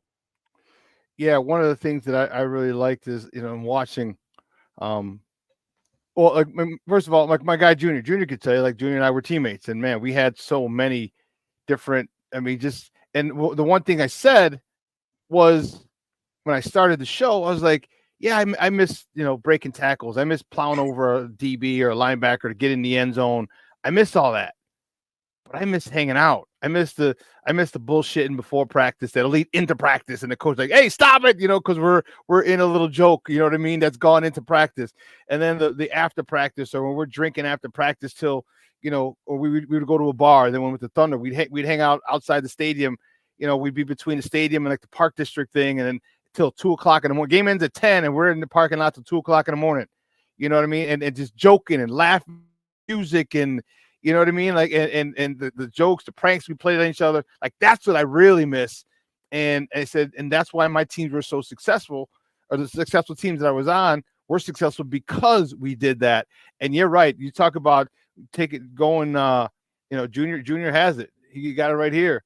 Brotherhood. You're going down memory lane, man, and you just sit there and you start thinking, and it's laughing. But that's what makes team. It happens with those teams. That's what makes the bond strong, and that's what makes it guys really bust their ass. Because I wasn't a big fumbler. All right, I'd fumble like once every year and a half, like 2 times within 3 seasons. I'd fumble maybe twice. All right, I just didn't fumble, but every time I did, man, that was a swift kick in the nuts. Oh, that I just let my guys down because I saw and I know what kind of work they put in, because I'm putting in the same work and I see it. How talk to me about that? Like if you ever let a guy score a touchdown on you or whatever, how did you feel, like, because of the work and the bond that you had with your teammates? Because you became the weak link in the chain, in the strong chain that you all have built. Everybody has an assignment. I'm a defensive guy. Everybody had an assignment, and the chain is no stronger than each individual link, man. The one The one time somebody gets out of position, gets a little bit too washed inside and loses leverage or something like that, speaking for myself, and then the run gets out around you, and then, you know, you feel bad. You get right up and, hey, my bad, my bad. Everybody's like, we know, man, let's just make the next play. That kind of stuff, man, you know, the brotherhood I just saw Junior mentioned, that's exactly what it is, man. That's, to this day, it's that. You know what I mean? It is the funny stuff that goes on in the locker room. Hey, man, you stink, man. Get in the shower. You know, that kind of, you know what I mean? It's just some of the stuff that, like, they hear people like us talk about this, and people that didn't get a chance to have those experiences, they look forward to hearing us talk stuff like that and tell those stories. It is very real, man. You saw those locker room interactions, on-field interactions. It is very real. They'll carry that stuff with them forever, and they won't ever forget it. But it's all of that stuff that comes over me when I watch this stuff. That's what I get from it more than anything. Watching the little nuances and details of how they're excuse me, how they're putting everything together is one thing, but watching the strength of those bonds, I know how much it's just going to flower. It's just going to flower in a big way, and we're going to see the manifested results of that coming up soon. We're going to start to see the results of that, man. I'm telling you, it's about to be special in Chicago. That's exactly what I said. Look at Junior being smart. And this is the one thing. Junior's like the biggest smart ass I know. He's like, Shawn will get the ball. Us linemen will block with our eyes on the ground looking for the ball from Butterfinger Shawn.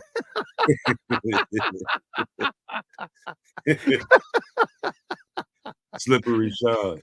Dude, just stupid things like that. We were always, you know, just riding each other, you know, pause. We're always giving each other a hard time. You know what I mean? We're always joking with each other. We're all,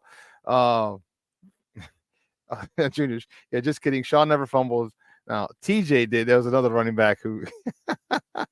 Hey, Shawn, it was a linebacker, man, cat from he's from Fort Lauderdale, around the Miami area, man. We had man, he is constantly just messing with all the freshmen, and the freshmen were getting a little tired of him, man. So one night there was a bunch of us at my house, man. We were just over there hanging out, playing the game and all that. And I just got to thinking, I was just like, I got to find something to get him with. And so there was this Spencer's, man, not too far from where my apartment was. And I just happened to be strolling through there one day, and I found some itch powder. Oh, no. Hey, Doc, I got him. Right in his practice pants. I got him. Everybody out there on the field was like, man, what's, you know, it turned into something I can't, you know, really get into on this show. But just imagine somebody walking around scratching their crotch and in and around the legs. Man, we was dying to this day. Well, he knows it was us now, but we never, like, he was huge, man. He would have probably tried to fight some people if he'd have known that we were the ones responsible for that. But man, you talking about laughing? Oh my Lord, we was dying on the sidelines, man. So that kind of stuff, man. You miss that kind of thing. Yeah, and that's the thing I said, Nick. That's what leads this team. That's what has me believing this team is going to be serious contenders for a title soon. The love that they have, and not to mention the fact that, you know, a lot of the offenses, a lot of these guys are locked up for the next few years, next 4 years ish or so. You know what I mean? So year 2 and 3 and 4, we're looking at serious contenders for a Super Bowl title. Talk to me about the guy that we've all loved and we're all excited about. And that's Austin Booker. This young man had a game, and I know he didn't get any sacks against the first string tackles, but against the second string tackles, he ended the game with 2.5 sacks, and looking like a monster. Talk to me about him because of the Eric Washington effect, I feel. That's another conversation I've been going in depth about on the show. I think he just presented a pleasant problem for the front office. So the front office and all of us in the social media space has been talking about, we need to get an edge rusher. We need to get another edge rusher. And it's still possible that they might do it. Here's why I say you probably wouldn't. So if he can stack another performance like that, so that you know that this is going to be something that's transferable into the regular season. I don't know, with a guy with that I mean, the ascension is really, really steep right now. He's really ascending up. Why would you go out and spend big money? Because you talking about somebody like a Trey Hendrickson or Matthew Judon. You know, each one of those guys, you about the only situation I could see them doing is grabbing Matthew Judon for a 1-year rental. You know, getting him for a year. He's, you know, don't sign him to a new contract, give him a little bit extra money, but then, you know, try to, if you really like what he's bringing to the table, maybe try to get him signed in the off season. But other than that, he's just here for a season. Other than that, Trey Hendrickson, I don't see them going out and spending big money on him with the ascension of Austin Booker. Because what would you do? In the long run, you end up stunting his growth a little bit because you got to find him snaps. And if he's playing that well, you don't really want to be taking snaps away from him because you paid big money to in a trade. And so I've changed my stance on that because I was really big into we need to get that guy on the other side of Montez Sweat, because when real games start to happen, all they're going to do is slide protection and try to take him out of the picture. But you got to have guys that can win one-on-one. And I'm starting to see the emergence of not only the rookie, but some of the other pieces we picked up. You know, so I'm pro leaving Austin Booker and flowering his growth and working with the guys you have in there. Now, if they get Matthew Judon or somebody like that, which is another problem, Shawn. I don't know if you noticed on tape, but most of his work comes on the side that Montez Sweat works from. Not to say that he can't go to the other side and give you good work, but that's majority. You see his highlights, that's where you see the majority of his good plays come from. Is on the side of Montez Sweat plays. So I think they Flus is starting to leave some bread crumbs out there. He's leaving. Jay Grizz will tell you that he kind of said that, you know, we're looking for that other piece on the other side, but he was ambiguous about it and you know, kind of leading towards, okay, he might already be here, or we may have to go out and get somebody. But I'm leaning towards the side of, I think we have the pieces here.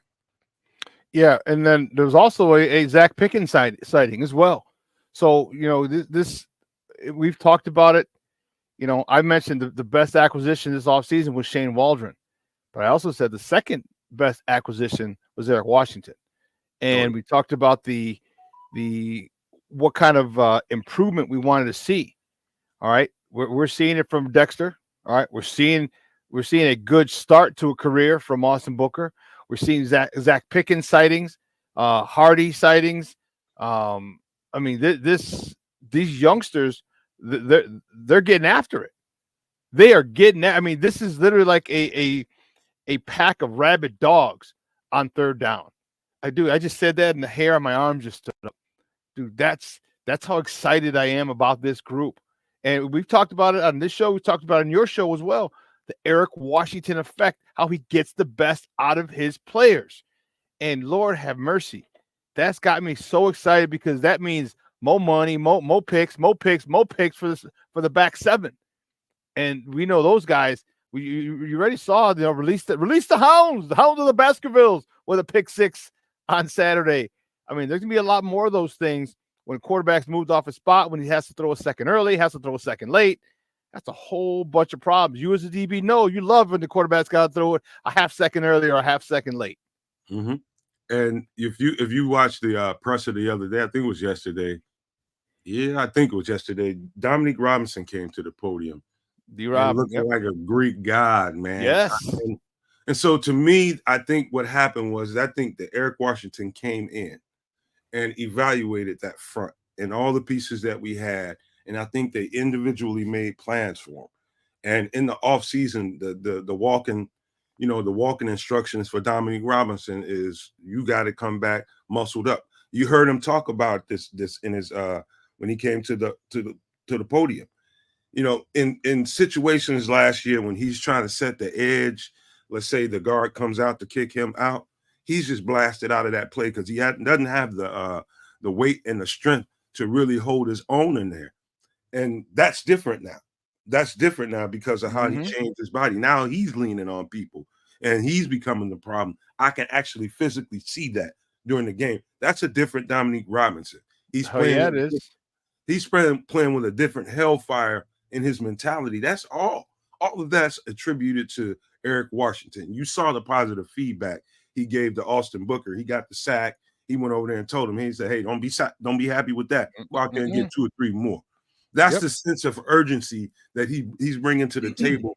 And you can see, I can literally see the tangible difference watching this stuff up close in the defensive lines play. I mean, there's a lot more urgency, a lot more emphasis on getting off the ball and playing fast.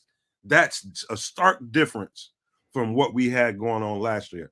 I'm telling you, he is going to be worth his weight in gold. Speaking of Eric Washington. Guys, we're joined by Nomad from the Nomad Network, talking Bears football here on Shawn and Maya in the morning on Sports Zone Chicago. Yeah, I'm so fired up to have him. I'm so fired up that these youngsters, in particular, Austin Booker, gets to have him as a coach his rookie year and going on at least for the next couple of years. All right. When you have good coaching to start, whatever, once you level up from high school to college, grammar school to high school to college to pro, the coaching you get initially at that level is paramount. It is paramount. Talk to me about why it's paramount and how you don't, if you get bad coaching, how long it takes to undo that bad coaching if you get good coaching. Because it's all not, you know what I took away from that whole episode, what stuck with me, and I spoke about this last night on the show too. I took away from how they emphasize, how HBO emphasized reps, and how in order for you to, even in the conversation Rome was having with those kids, you just keep repping. And that's how you transfer, all the work into greatness. You get really good at doing what you do. It's not nothing you have to think about when it comes game time. And so coming from a high school when I didn't really get coached the way I needed to, and so I was more or less coaching myself, teaching myself more than anything else. We get some coaching, but most of the stuff I was just learning on my own, different footwork habits, tendencies. I had to flush all of that when I went to school. And when I went to school, you had coaches that literally will take your cut-ups of what you did in drills and when you're doing scrimmages, and they'll cut it up for you and show you exactly what you need to do better and how it helps. Washing that muscle memory away takes reps. I mean, rep on top of rep on top of rep to get those bad habits of sticking your foot in your mud when you're backpedaling and you want to step and drive into a ball that's in the air. How to do that, it takes a certain technique. Sitting down while you're doing it, all of that kind of stuff comes from rep. And it comes down to really, really good coaching to be able to emphasize that and help you get better. And so that's what I took from that.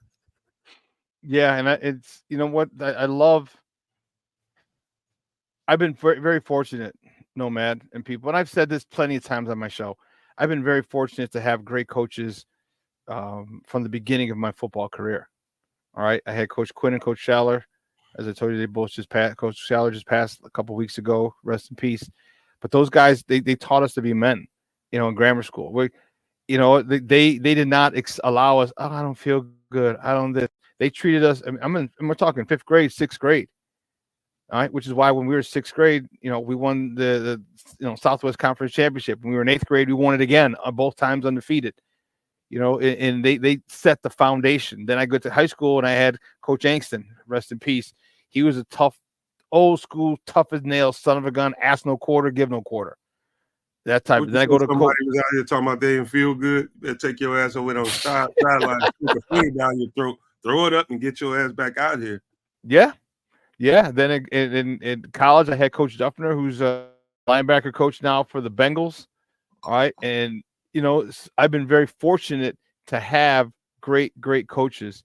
And Eric Washington is a kind of coach that I would love to have played for because he was demanding, tough love, demanding. And when you do well, he's on you. He's supportive, but the one thing he never lets you take a breath, never lets you exhale. Like there's more work to be done. This is good, but there's more work to be done. You could have had a couple more sacks. You could have had this, and you start believing, like, you know what, you're right. I could have. And when you start building life and breathing life into, this is just teaching, and this is just, the same thing as being a parent. You start breathing life into your players and your child. You see the great things that they can do, and that's what Eric Washington is doing to this D line, life into him, saying you only got 2 sacks, you're good enough. You missed this one, you missed that one. Then you're thinking, you know what, you're damn right, I did miss it. I did because I took the wrong angle. I didn't did. It's amazing what he's going to do for this team, and I'm excited to see this defense as a whole. As a whole, we didn't even talk about the back 7 yet, but as a whole, this defense is going to be something that ain't gonna be nothing to mess with, dog. And that's the thing that's got me super, super excited. Talking about the defense as a whole. Shawn, I'm telling you, and I only know this because my college team, after I left, but I was there in the building while we were building this championship team. And championship teams have fingerprints and characteristics on them, you know. And I'm not blowing smoke to the Bears fans because I want people to get excited, but I do want people to get excited because I see the characteristics and what Shawn and I are talking about right now. You can see stuff like that. You know, you have to be around those elements in that kind of environment to know what championship characteristics look like. And it starts real basic fundamental stuff. That's where it starts. And you can see the emphasis being placed on it. And you can see it being transferred from coaching into the actions on the field. Little stuff that turns into championship habits. You know, I see the characteristics and the fingerprints now. These guys are going to bring us a championship or 2 or 3. I don't know, but I'm telling you, I see the characteristics right now being built into this group of guys, man. And it's just going to get stronger and stronger and stronger. I'm telling you, I think the Bears are going to be kind of scary. I just being honest with you, I think they're going to be kind of scary because number one, nobody knows exactly how they're going to attack you offensively. We got a rookie quarterback that's, you know, in a little bit. I think he's going to have I think he's going to be, I would say that he looked a little bit more advanced for where I expected him to be at this point. This is just a little bit as far as his presence in the pocket. I was really impressed with that. But talking about that defense, man, Eric Washington, I've been raving about this cat since we got him. Yep. And I'm telling you, in order to play a 4-3 defense with a zone-based concept and be really good at it, it's kind of it's a throwback defense. But when you have the pieces up front to make that defense fast and force really quick reactions, like we were just talking about last night, Green Bay is going to be pretty good. But how you turn them into a pedestrian team is if you got pieces that can really get after the quarterback and get him out of his rhythm. Why is that important? You might ask, because everything is based on timing in that offense. If you get him off of his timing just because of the urgency, the defensive line is getting off the ball, and you got 1001, 1002, 1003, somebody's in his face or in a passing lane or coming around the edge and making him sense that he needs to move, you've already done your job. Even whether or not you get the sack or not, that doesn't even matter. You've got him off of his spot. He's off of his footwork, and now he's playing backyard football. It's going to give you a better chance to stop the Green Bay Packers. It's all about timing and the speed of getting to that quarterback. Talk to me about this offense. Caleb had a lot of nice plays. All right, he had a lot of nice plays. He had a couple plays that he probably wants back, but he's a rookie. And I'm okay with that, but we need to talk about it. And, where are you with it? Because after the game, everybody was, oh my God, Caleb is the man. I thought some people wanted to give him a gold jacket after those 3 series in Buffalo. What did you give me your assessment of Caleb? You know what? I understand. It's you know how Bears fans are, man. You know, I was, like I said, I was pleasantly surprised with how fast he's getting acclimated to. He was getting in and out of the huddle. First thing I was looking for. Didn't seem to be having a problem doing that. Got to the line of scrimmage, getting the plays off on time, had everybody set in the right places, kept and you know, the offensive line, give them credit, kept him with a clean pocket back there. Mm-hmm. I would say his footwork, his timing, and pocket presence is what really kind of impressed me. And if he can keep that going and he's able to stack those 3 things, everything else is going to naturally come to him. He's just got to focus on footwork, pocket presence, and making sure they get to the line and get the play off on the right time. Everything is just going to naturally come to it. His natural instincts kicked in. He knew when to slide up in the pocket and take the advantage of the run in front of him. That stuff that's not very common for rookies. I would just say that. I didn't get overwhelmingly just crazy about it like a lot of people did, but I was really impressed with what I've seen so far. Yeah, you and me both. And it just goes to show, and let's also not forget the fact that, he's had access to this offense since, before they even drafted him. All right. So he was working on things. And this is by their own admission, not even ours, or not even our speculation. I'm happy for it. And it literally just shortens the learning curve because he's had it. What did we talk about? Reps? We just talked about reps, right? Well, those are mental reps. Those are reps you're seeing that you're doing way before they even draft you. Then mini camp, a rookie mini camp, and a mini camp, like all these things, it moves up it shortens that learning curve, and I'm looking forward to that with these receivers. Excuse me, because he seems to have a good command of the offense. He's gonna have his mistakes. He's a rookie. All right, like the pass they showed it on Hard Knocks that he tried to throw the. I know they're holding Roma Dunze, but the DB undercut it almost at a pick. That's probably one of the only bad things that he did was throw that pass, and it should have been picked. But man, this kid, all right, he's putting it together. Talk to me about this offensive line though. What are they doing? This Nate Davis thing has really it's a thorn in my side. You know me, man. We've talked about this joker for a while, but what do you think this offensive line is going to be? Is Shelton going to be the center, base guard? What do you think? How is it going to play out in your opinion? I think once Nate Davis comes back, and I think he's on the field practicing with the starters right now as we speak, I think it's going to still be Ryan Bates at center. I think it's going to be Nate Davis at guard, and of course the regulars, the rest of those guys out there. Even though they perform well, kept a clean pocket, I think Shane Waldron dialed up some pretty good protections to make sure that Caleb had success, dialed up the right plays to make sure that he had success. And they did a pretty good job of executing. There's some pleasant surprises in there. Now, some guys that we haven't talked about, like Pryor, like that guy being kicked inside the guard and playing in Nate Davis's spot was a pleasant emergence. Bill Murray is looking pretty good. But it still remains my biggest concern, Shawn. I ain't gonna lie to you. I'm not gonna lie to the Bears fans. With the PTSD of how bad the Bears line has been the last couple of years, I still don't know that we've done enough. Time will tell. Time will tell in the next couple of preseason games. I think if there's gonna be money spent before the regular season starts, it's my opinion that they just need to have some stuff shored up. Cornelius, don't get mad at me because I'm not talking about Braxton Jones. I'm talking about a qualified backup. Do you really want to go into the regular season with Larry Borum as your swing tackle? That kind of question. That's my biggest concern, right? Just making sure that we have a quality, damn near starter level tackle to swing both sides of the ball. I think we're pretty good on guard. I think we got some decent guards to kind of fill in spots if they need to. I feel good about that. Feel good about the center spot too. It's the tackle and making sure we have a qualified backup to swing both ways.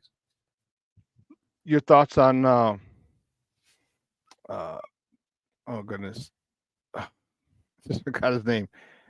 Tevin. There you go. Tevin and him in a contract year.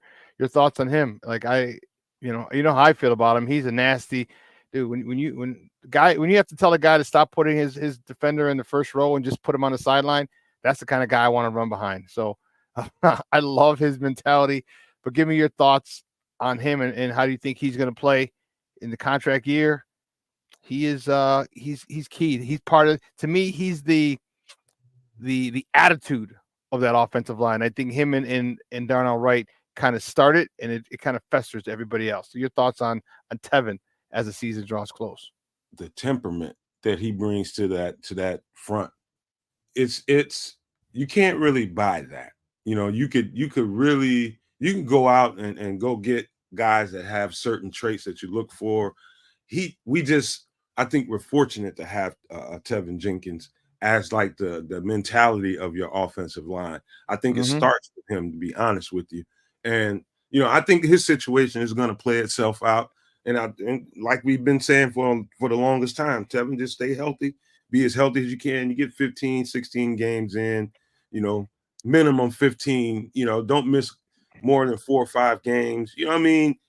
He puts himself in a really good position to get a contract. What it is what the numbers will look like, who knows? But I don't think, but at the same time, Shawn, you can see them making a strong effort to have that spot solidified behind him in case, in the event that they have to part ways with Tevin Jenkins.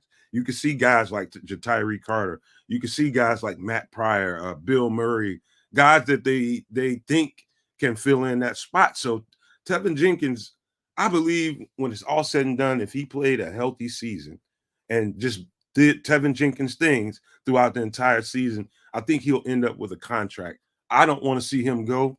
I don't want to see him traded. I don't want to see him hit free agency. I want to see the guy be healthy for a season and show what we all think he's capable of, putting himself into a Pro Bowl situation. I think he's got the opportunity to do that right now this year. You think so, huh? Okay. I'm praying for the kid. I'm really, really rooting for this kid because, to me, he, as you talked about, he reminds me, his mentality reminds me of that of Kyle Long.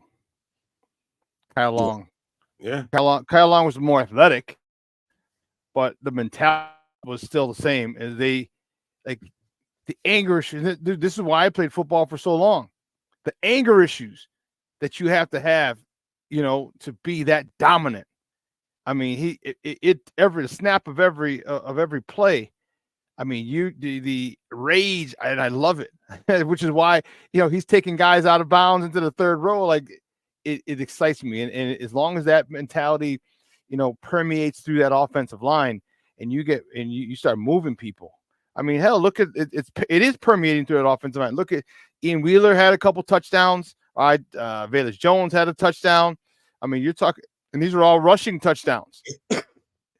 I love this. This is big time. This is a huge help for Caleb in his development, our ability to run the freaking ball. Speaking of running the ball, we need running backs. We have Velus Jones in there, Ian Wheeler. Your thoughts? They fighting for one spot?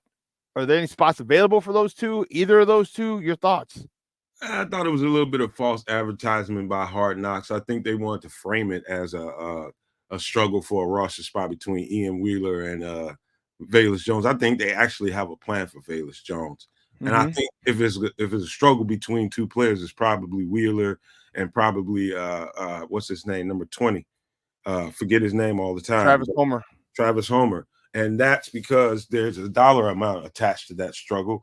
They're going to have to pay Travis Homer like somewhere around $2 million when you can get a rookie on a rookie contract. So how do I think that's going to play out? I think it's going to play out in a way of special teams. Who performs best and gives them the best, situation on special teams? Do they want to pay Travis Homer to shore it up, or do they feel Ian Wheeler can fill that role? I think it's going to come down to that. But Velus Jones, I would say that this is exactly where he should have been for probably the last 2 years, giving him reps at running back. I think he's going to be a natural back there. Now, what he's going to have to do, and it goes back to reps. He doesn't understand, the concept of being behind a quarterback, getting the right kind of depth before you get in a handoff so that you don't trip up feet with the quarterback when you're grabbing a handoff. He's only been back there for a few practices. So as he goes, he's just going to get better as he reps it, and better and better and better. And then you're going to see this guy's going to pop and make plays, and it's going to be probably one of the more pleasant surprises this year, what they're going to be able to get out of Velus by using him as a weapon. They won't just, singularly run him out of the backfield. They'll still line him up in spots just to give defenses fits. What are they going to do with him on this play? What are they going to do with him on that play? So we have a creative mind as an offensive coordinator that's thought outside of the box and is trying to figure out how best to apply a weapon that is Velus Jones. And that's exactly what he is. He's a weapon. But the RB room, had a lot of conversation coming in there last night about especially kids. He feels like we should trade Khalil Herbert. I don't know what the hell you think you're gonna get out of Khalil Herbert right about now. You know, with teams going into camp right now, everybody's healthy. What are you going to get out of Khalil Herbert other than a 5th-round pick? And the drop off, Shawn, and I don't care what anybody says, but after Swift and after Khalil Herbert, I think there's a steep drop off in that running back room. I really do. And so I don't think you're in any position to be trading Khalil Herbert right now. I think you play the year out with him, be glad you have him on the roster, and see what, the end of the season brings you. Do you feel like you want to sign him, give him a couple more dollars, or do you want to draft again and see if you can get somebody to replace him? I think that's where that is. So would you use him like Percy Harvin? He talked about him being one of his guys. He grew up his favorite player, but so you use him like Percy Harvin, and is that what Shane Waldron does? I think that's exactly that's how you envision it. It's Velus Jones. You got to think about it this way. You got to go all the way back to when they drafted him. And, you can look at Velus Jones's traits and tendencies, and you can see he's not naturally a hands catcher. He's not a natural receiver, but he's a hell of a explosive piece, and you can get a little bit of a performance out of him at receiver. But if you use him in a way that, hey, let's just get the ball in this dude's hands, let's get the blocking scheme correct, give him the best opportunity. Let's bring a guard to come out and kick out in front of him and make it real simple. Hey, when you see this guard jump out in front of you, that's your lane. That's your key. That's when you go. Make it really simple and get the ball in this guy's hands. And I think Chicago, it's going to be a lot of people eating crow if they can get that kind of performance out of him, make it simple for him, get the ball in his hands. I think Percy Harvin is the perfect cutout of a player as far as an example goes of what you can get out of Velus Jones. But I hope they do, and get him 6 to 8 touches a game. I think that would be more than enough. I mean, you give me 2 first downs out of those 6 to 8 plays, we're cooking with gas. You know what I mean? Like and especially when do they come?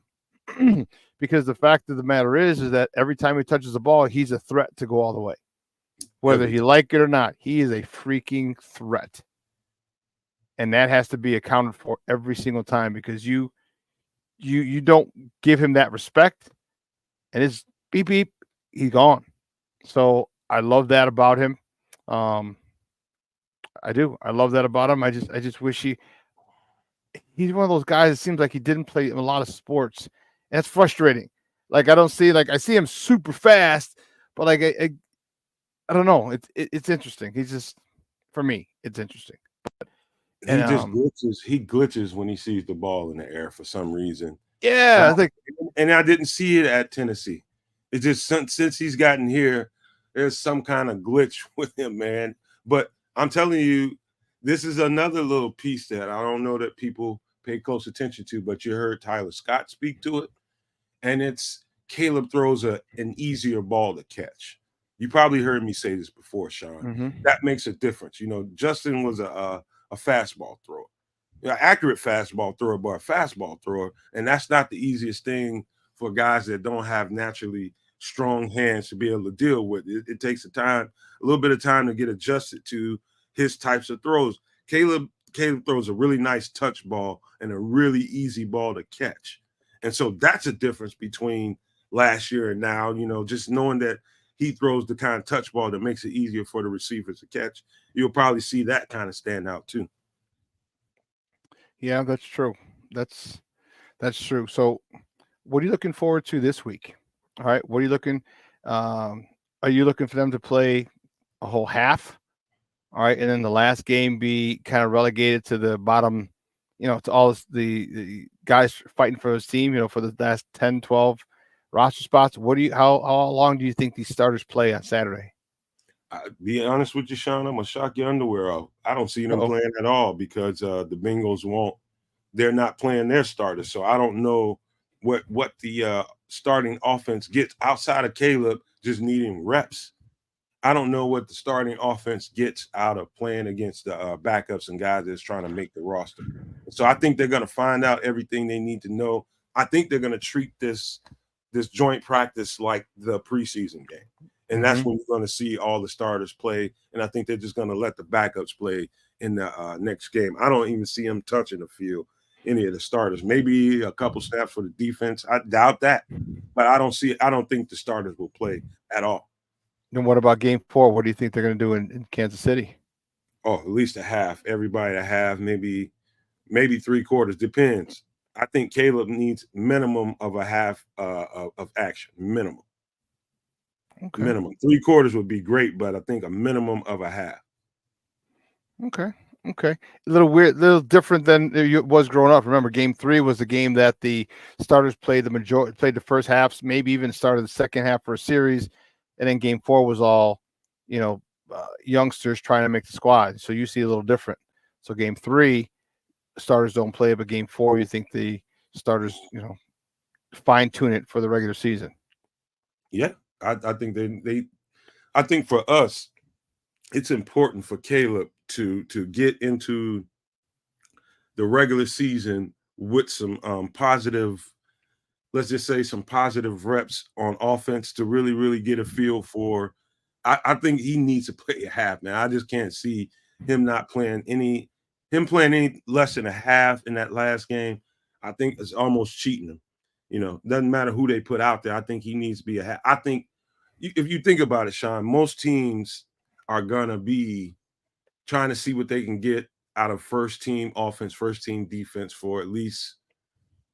I think it's going to be at least 2 quarters. I don't see any other way around that last game. But I think this coming game against the Bengals, I think they're going to get everything they need out of those reps against the first team in practice. I don't see them needing to put the starters out there in the actual game. Yeah, I don't know, because it's only one practice. I guess it's only one game on Saturday too, but I don't know. I'm thinking if they're going to play they would play a half, but who knows? You might be right. I mean, we'll be able to talk about it next week, but you might be right, man. And that I'm anxious to see how well they do. So we'll see. It's going to be a good litmus test. I want to see how this practice goes today. I want to see how this fresh meat, basically. I've talked about it earlier. What about having someone new gets you excited when you're not hitting the same dude over and over and over again? That's a big thing for players. Just touch on that just a tad as they get ready for the joint practice today. It's a relief, man, because you've been practicing for 3 weeks, 4 weeks, playing against guys that know exactly what's going on out there. They know the plays, they know the system, both sides of the ball. They know exactly what they're dealing with. Versus when you go live against a different team, you don't really have time to really game plan for that. You don't know what they're going to throw at you. And so everything, the coaching is going to be on the fly. The play is going to be on the fly. Your checks are going to be on the fly. They're going to throw different wrinkles at you that you didn't see coming. And for the coaches to be able to live respond to it and have the players live respond to that, it's going to be a great teach tape. And so this is probably going to be, for Caleb, in that joint practice, best simulation of a real game that he's going to have so far. And he's going to get a lot of reps out there against him in that joint practice. And he'll get to see what an NFL defense will do to you that doesn't look like the Chicago Bears defense, and see what kind of, they're going to give him some problems. And so, we're going to get a chance to hear how he responded to him. And I think that's the most important thing. How do they respond to something live when they're getting stuff thrown at them that they don't see coming? Nomad, great stuff today, buddy. I really appreciate it, man. Great stuff. I love talking football with you, as always. This is why I do it on your show as well. I love it. Do me a favor, let everybody know where they can find you online. Of course, you can find me on YouTube at the Nomad Network. We're always there. Make sure you come check us out. If anybody here happens to be somebody that hasn't subscribed to the channel, check us out, man. I think you'll love the content. You can also find me on Twitter at Nomad Networking. I'm always there. People talk to me all the time. Now I respond to every question or every statement everybody has most of the time, unless you're being an idiot. I ain't gonna say anything to you about that. But that being said, man, hey, man, I had a good time with this.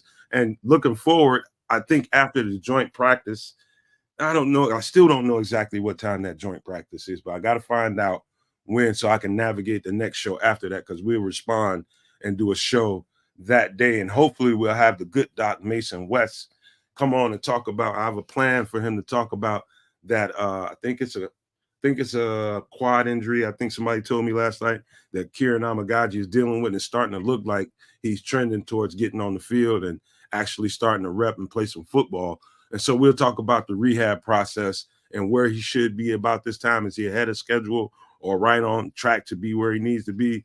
Just trying to have the good doc come on and talk about that. Ooh, great stuff, man. Great stuff.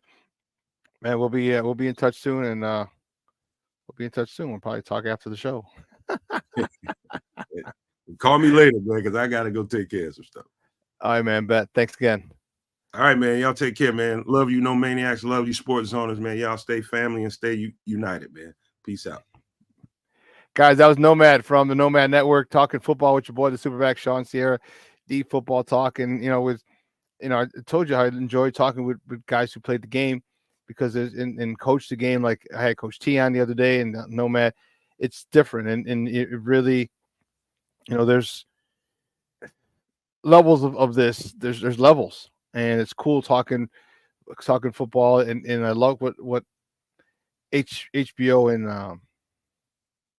and Hard Knocks are doing. They're kind of bringing you in onto into behind the scenes. Again, I could understand if you're a player you don't want it, and why the Bears didn't want it, but it gives people what it's doing. Here's the thing: it's humanizing the Bears. It's humanizing their players. All right, you don't get to see them. They got the helmets, the mask, the face mask, so you don't get to see them. Their emotions all the time. It's not like basketball. It's not like baseball, all right, where they don't have those things covering their face. It's humanizing this Bears team to the city, and during this rebuild. And I think that is paramount. All right, there are going to be tons of, 18 jerseys, 15 jerseys. Man, there's going to be tons of them, and rightfully so. So glad to see it. I'm glad that it's starting to gel, and I couldn't be happier. Listen, 2 hours is come and gone, man. I want to thank my guest, Nomad, for coming on, talking Bears football with me. Whew, I got from CrossFit. She was out there. You might have heard her earlier saying goodbye. But guys, great show. Great show. For everyone here at Sports Zone Chicago, Elliot Baez, our executive producer, Clarence Counselor, our social media guy, my co-host, Innocentia Maya. I'm your boy, the SuperBack, Shawn Sierra. Guys, have a phenomenal day. It's going to be a beautiful day today. It's the 80s. 80s. Let me see it. Yeah, high of 85. Oh, maybe I'm going to go to the. Oh, I can't. Jason, if you're still on, I will. I'll call you a little bit. We'll set up the time for the meet at the game today. I'll be at the Sox game tonight. Looking forward to that. So, guys, you have a phenomenal day. All right. Make sure that you let your loved ones know you love them. All right. Life is not promised, and man, it moves fast. And if you're not ready, it'll knock you down. All right. So listen, have a good one. Have a good day, folks. I am out of here. This will be replayed tonight at 6. I'm your boy, the SuperBack. I am out.